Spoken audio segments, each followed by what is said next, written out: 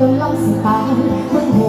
บ่ได้ส่งมือสั่นวันดีใครสิมีให้กระสร้างทองบ่ไปตามระเบียบเสร็จเขาจนได้ญาติผู้ใหญ่ที่สีหน้าบ้านปานกระโดงจะหักสิตายแต่สุดท้ายยังหลุดคงมันอยู่บ่ได้อยากอายเขา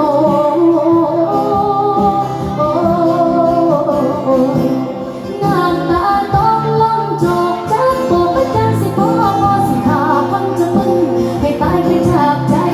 เขียนให้คักคักเบิดเหล่าทุกว่าทุกใครก็ยังบ่ตายยังบ่ตายไปจากใจจ้าโอ้ยมาเมื่อยแค่เบื่อสิคิดหอดไปได้แต่กอดสอเทียนเดินไปกองเฟียนไปเห็นแต่หน้าขาวขาวมองก็มองเขาตายยังเห็นแต่ภาพเก่าเราคงคิดหอดเขาโอ้ยมันเจ็บเพราะไปสิใจขาดมันไปทุกสายลมสางอยู่ลึกไปคือว่าที่เอาขึ้นนอนได้ให้เราเข้าปากสมัครจนน้ำตาไหลร้องให้เสียเพียงมาเด้อ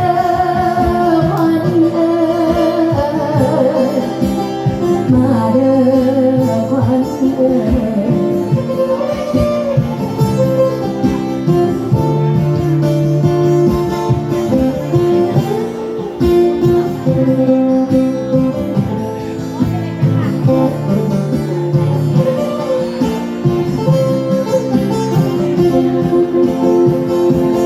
น้ำตาตกลงจอกจากโบกประจันสิพ่อพ่อสิขาคนจะมึงให้ตายไปจากใจเขียนคักคักเบิดเหล่าทุกว่าทุกวีก็ยังบ่ตายยังบ่ตายไปจากใจจ้าโอ้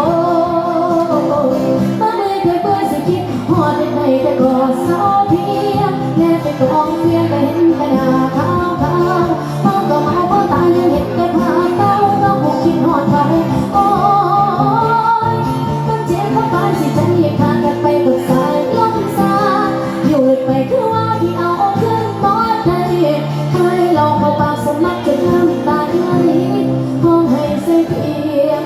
มาเด้อปัน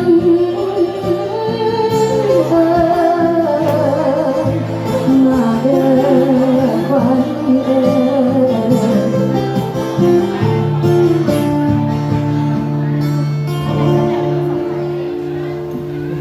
โจนาสำหรับกดเสาเทียมกันเด้อนะ